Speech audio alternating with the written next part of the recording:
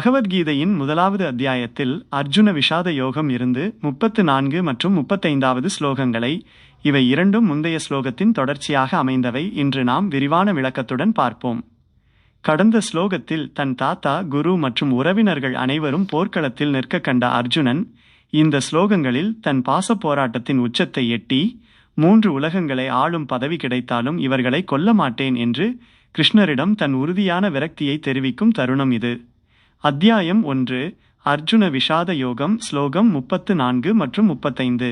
ஸ்லோகங்கள்: மாதுலா ஸ்வசுரா பௌத்ரா ஷ்யாலா சம்மந்தினஸ்ததா ஏதான் ந ஹந்துமிச்சாமி நதோபி மதுசூதன. 34. அபி த்ரைலோக்கிய ராஜ்யஸ்ய ஹேதோ கிம் நு மஹீக்ருதே நிகத்ய தார்தராஷ்டிரான் ந காப்ரீதி சியாத ஜனார்தன. 35. வார்த்தைகளுக்கான அர்த்தம்: மாதுலா தாய்மாமன்கள், ஸ்வசுரா மாமனார்கள், பௌத்ரா பேரன்கள், ஷியாலா மைத்துனர்கள் மச்சான்கள், சம்மந்தின ததா அப்படியே மற்ற உறவினர்களும், மதுசூதன மது என்ற அரக்கனை அழித்தவரே கிருஷ்ணா, ஏதான் இவர்கள் அனைவரையும், க்னெத அபி அவர்கள் என்னை கொன்றாலும் கூட, ந ஹந்தும் இச்சாமி நான் கொல்ல விரும்பவில்லை, அபி த்ரைலோக்கிய ராஜ்யஸ்ய ஹேதோ 3 உலகங்களையும் ஆளும் அரசாட்சிக்காக என்றாலும் கூட, கிம் நு மஹீக்ருதே இந்த சிறிய பூமிக்காக கேட்கவா வேண்டும், ஜனார்தன மனிதர்களை காப்பவரே கிருஷ்ணா, தார்தராஷ்டிரான் நிகத்ய திருதராஷ்டிரனின் புதல்வர்களை கொல்வதன் மூலம், ந காப்ரீதி சியாத நமக்கு என்ன மகிழ்ச்சி கிடைக்கப் போகிறது. விரிவான விளக்கம். 1. கதையின் பின்னணி. வெளிப்படையான பொருள்: அர்ஜுனன் தன் வாதத்தை தொடர்கிறான். மதுசூதனா, இதோ நிற்கும் என் தாய்மாமன்கள், மாமனார்கள், பேரன்கள், மைத்துனர்கள் மற்றும் ஏனைய சுற்றத்தார்களை நான் எப்படி கொல்ல துணிவேன்? ஒருவேளை அவர்களே என்னை வதம் செய்தாலும் சரி, பதிலுக்கு அவர்களை கொல்ல நான் விரும்ப மாட்டேன். கண்ணா, பூமி என்ற இந்த சிறிய நிலப்பரப்பு எனக்கு எதற்கு? பூலோகத்தை கடந்து விண்ணுலகம் உட்பட 3 உலகங்களையும், பூமி, அந்தரிக்ஷம், ஸ்வர்க்கம் ஆளும் அதிகாரம் எனக்கு கிடைப்பதாக இருந்தாலும் என் சொந்தங்களை அழித்து நான் அதை வாங்க மாட்டேன். ஜனார்தனா, தீய வழியில் சென்றாலும் இவர்களும் நம் சகோதரர்கள்தானே. இந்த திருதராஷ்டிரனின் மகன்களை கொன்று நமக்கு என்ன மன அமைதியோ மகிழ்ச்சியோ கிடைக்கப் போகிறது? அர்ஜுனன் இங்கு கிருஷ்ணரை 2 மிக ஆழமான பெயர்களால் அழைக்கிறான். மதுசூதனன், மது என்ற கொடிய அரக்கனை வதம் செய்தவர். கிருஷ்ணா, நீ அரக்கர்களை கொன்றாய். ஆனால் இங்கே எதிரே நிற்பவர்கள் அரக்கர்கள் அல்ல, என் சொந்தங்கள் என்று பாசத்தால் அர்ஜுனன் வாதிடுகிறான். ஜனார்தனன், அனைத்து ஜீவராசிகளையும் காத்து வழி நடத்துபவர். எல்லோரையும் காக்கும் நீயே இவர்களை கொல்லும்படி எனக்கு எப்படி சொல்லலாம் என்ற கேள்வியும் அவனது தவிப்பில் தொனிக்கிறது. 2.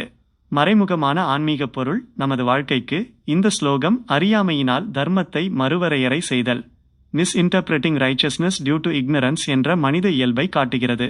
அதி உன்னதமானதாக தோன்றும் பலவீனம். அர்ஜுனன் பேசும் வார்த்தைகள் ஒரு மிகப்பெரிய தியாகியைப் போல, வன்முறையை வெறுக்கும் ஒரு ஞானியைப் போல நமக்கு தோன்றும். ஆனால் இது ஞானம் அல்ல, மோகம், இல்யூஷன். துரியோதனன் போன்ற அதர்ம சக்திகள் தண்டிக்கப்படாவிட்டால் உலகத்தில் நீதியும் நேர்மையும் அழிந்துவிடும். ஒரு க்ஷத்திரியனாக, போர் வீரனாக தீமையை அழிப்பது அர்ஜுனனின் கடமை. ஆனால் அவனது பற்றுதல் கடமையிலிருந்து ஓடி ஒளிவதையே தியாகம் என்று அவனுக்கு தப்பாக காட்டுகிறது. அவர்கள் கொன்றாலும் நான் கொல்ல மாட்டேன், அர்ஜுனன். அவர்கள் என்னை கொன்றாலும் நான் ஆயுதம் தூக்க மாட்டேன் என்கிறான். இது தார்மீக கோழைத்தனம், மோரல் கவர்டைஸ். நீதிக்கான போராட்டத்தில் தனிமனித பாசம் குறுக்கே நிற்கக்கூடாது என்பதை அர்ஜுனன் இன்னும் உணராத நிலையை காட்டுகிறது. இன்றைய சிந்தனை: நம் வாழ்வில் நாம் சில கடமைகளை அல்லது கடினமான முடிவுகளை எடுக்கும்போது அது தற்காலிகமாக நமக்கு மன வருத்தத்தை தந்தாலும் அது ஒட்டுமொத்த தர்மத்திற்கு நல்லது என்றால் நாம் அதை செய்தே தீர வேண்டும். சொந்த லாபத்திற்கோ பாசத்திற்கோ அடிமையாகி நம் கடமைகளிலிருந்து விலகுவது இறுதியில் அதர்மத்திற்கே வழிவகுக்கும்.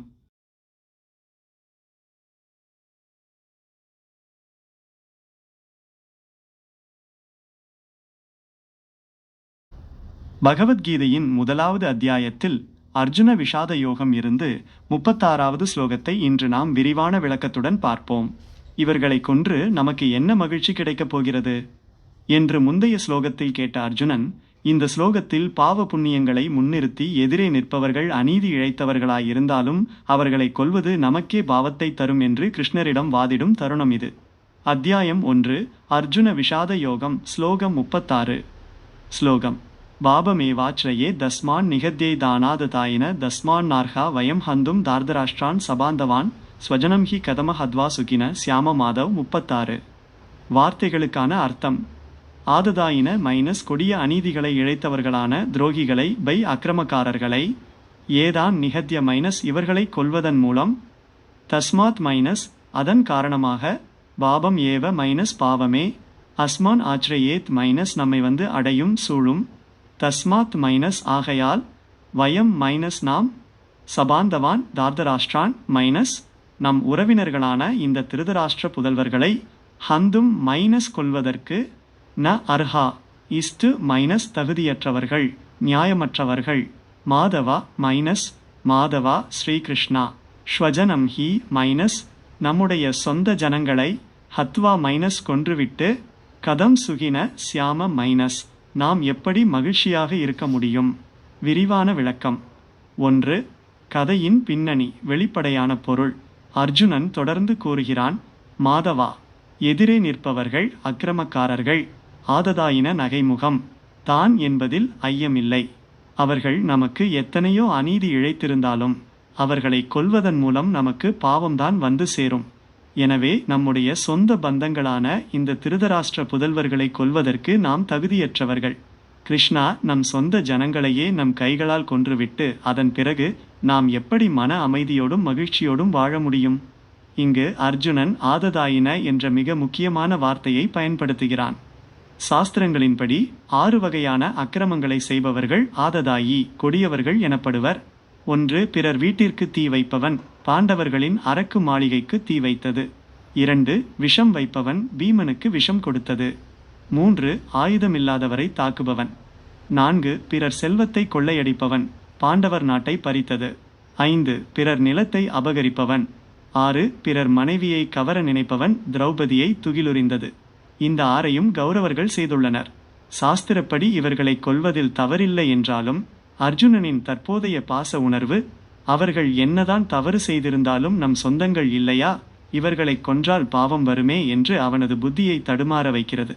அர்ஜுனன் இங்கு கிருஷ்ணரை மாதவா, லக்ஷ்மியின் கணவன் அல்லது ஞானத்தின் அதிபதி என்று அழைத்து, நீயே ஞான வடிவானவன், நீயே சொல், சொந்தங்களை கொல்வது பாவம்தானே என்று கேட்கிறான். 2. மறைமுகமான ஆன்மீக பொருள். நமது வாழ்க்கைக்கு இந்த ஸ்லோகம் குழப்பத்தின் போது சாஸ்திரங்களை நம் பலவீனத்திற்கு தகுந்தபடி வளைத்தல், twisting logic to justify weakness என்ற மனித இயல்பை விளக்குகிறது. சுயநல பாசத்தின் வாதம். அர்ஜுனன் பெரிய தர்மசாஸ்திரம் பேசுவது போல தோன்றும். ஆனால் அநீதியை தண்டிக்க வேண்டிய இடத்தில் ஒரு வீரன் தன் கடமையிலிருந்து பின்வாங்க பாவ புண்ணிய கணக்குகளை சாக்காக பயன்படுத்துகிறான். தீமையை அழிக்காமல் விடுவதுதான் ஒட்டுமொத்த சமுதாயத்திற்கும் செய்யும் மிகப்பெரிய பாவம் என்பதை அவன் மறந்து விடுகிறான். போலி அமைதி. நாம் பல நேரங்களில் ஒரு கடினமான சூழ்நிலையை அல்லது கடமையை எதிர்கொள்ள பயந்து, நான் ஏன் வீணாக போய் வம்பில் மாட்டிக்கொள்ள வேண்டும், அமைதியாக இருப்பதே புண்ணியம் என்று நம்முடைய கோழைத்தனத்திற்கு நல்லது என்று சாயம் பூசிக்கொள்வோம். அர்ஜுனனும் அதையேதான் செய்கிறான். இன்றைய சிந்தனை, தீமைக்கு தண்டனை தராமல் பாசத்தினால் அதை மன்னிப்பது கருணையல்ல, அது அதர்மம் மேலும் வளர்வதற்கே வழிவகுக்கும். கடமை பாதையில் வரும் சவால்களை தார்மீக துணிவோடு எதிர்கொள்வதே உண்மையான புண்ணியம். நாளை அப்பேராசையினால் அறிவு மழுங்கி அவர்கள் தவறு செய்தாலும் தவறை உணர்ந்த நாம் ஏன் இந்த பாவத்தை செய்ய வேண்டும் என்று அர்ஜுனன் மேலும் வாதிடும் 37 மற்றும் 38வது ஸ்லோகங்களை பார்ப்போம்.